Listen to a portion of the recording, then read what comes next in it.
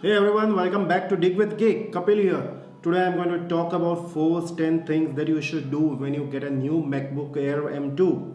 It basically applies to all MacBooks, not just MacBook Air. But since MacBook Air M2 is hot, let's talk about it. The first thing that you need to do is set up your iCloud account. You can create iCloud account directly from iCloud.com, or you can even create a new iCloud account when you are setting up your Mac. So make sure during the setup time, don't skip it. Make sure to set up iCloud account. And now to check if it is set up properly or not, or if it is properly integrated with your Mac or not. Let's go to system preferences. Then over here on top, click on Apple ID. Now over here, let me explain this photos. It will synchronize photos with iCloud. So all your photos from iPhone and iCloud will also appear on your Mac. Then this is a keychain. Keychain is very important. Make sure it is selected, because what happens with keychain, it synchronizes your passwords, so that if you have saved a password on your iPhone or iPad, it will be automatically saved on your Mac as well. Whenever you go to any website on your Mac which you have already visited on your iPhone, and the login credentials are already saved on iPhone, they will be auto-filled even on your Mac. So make sure it is filled up. And regarding remaining options, I'm not going in detail, but make sure to enable keychains. Sometimes it's not selected by default. Then comes Find My. You need to enable Find My. Find My is also again under system preferences, under Apple ID, and over here you can see Find My Mac. It is very important. If by any chance your Mac is stolen or misplaced, you can still find your Mac with Find My. And not only this, you can even remotely format your Mac so that your data is not misused or stolen.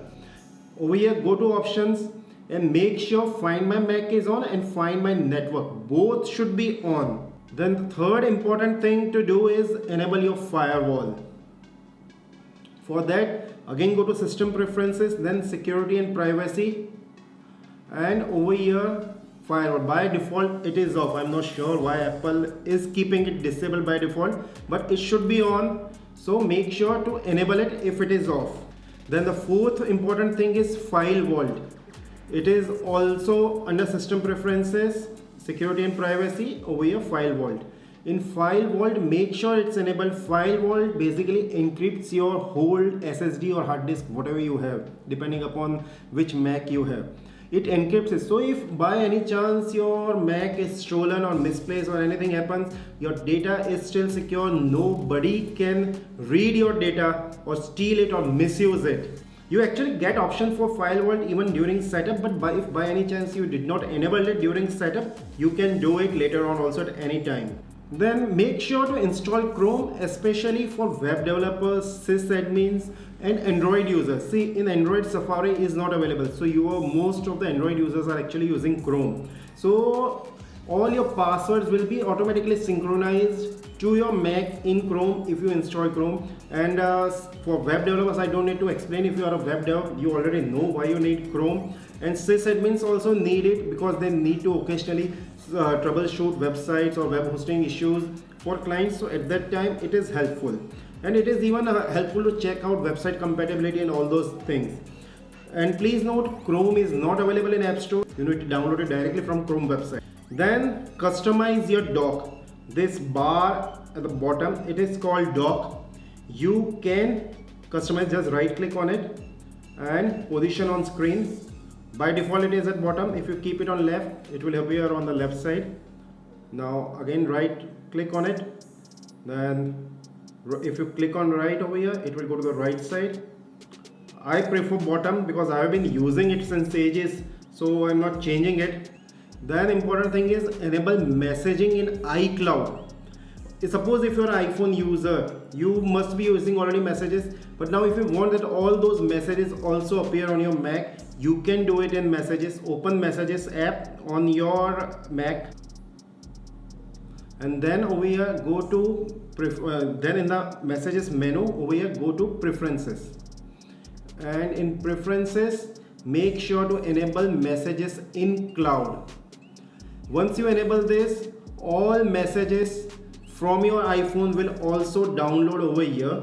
And not only this, you can even send a SMS. I'm not talking about iMessage. You can even send a message, SMS, directly from your Mac, and it will go through using your iPhone. iPhone should be on same network, but it will go. So you don't need to pick up your iPhone every time you get a message or you want to send a SMS or text to somebody. Then enable calls from iPhone. It's about open FaceTime for that. Now in FaceTime, go to over preferences again from the FaceTime menu, and over here click on calls from iPhone. If you enable this, what happens? If you are receiving a call on your iPhone, and if your iPhone is not nearby like your Mac, you can directly answer the call from your Mac. I am calling about a normal GSM call. I'm not talking about a FaceTime call. You can directly answer it from your Mac. Yeah, FaceTime is already available, but this is an additional setting that you can take advantage if you are in an Apple ecosystem. Then enable time machine. See, backups are very important. Nobody wants to lose their important data, so make sure to enable backups. So backups are very important, and for that we can use time machine. So for that, go to system preferences, then click on time machine. Over here, select backup disk. All you have to do is attach an external disk to your Mac. Once you select it, it will be visible over here. I am having a NAS setup, so it's showing me that NAS machine over here. You have to just select that, use disk, and then it will do it. And make sure to select backup automatically. So and also one more thing, make sure to checkbox this show time machine in menu bar. What happens with this? You get the option over here in the top menu bar, so that you can manage time machine directly from here. Are you seeing this rounded arrow or time like symbol? Once you click it, you can manage it directly from here. In time machine, it is basically storing snapshots of your whole Mac. So from there you can, like, suppose if you want to go back to a state your Mac was yesterday, you can simply do it from there. And not only this, if you get a new Mac, if your Mac hard disk crashes, and if you want to reinstall it, or if you get a new Mac, you can immediately restore it directly from your time machine. Now the 10th and the most important thing and the free thing is to subscribe to the channel so that you can take benefit of more such videos. So that's all for this video. Bye for now. Thank you. Have a great day.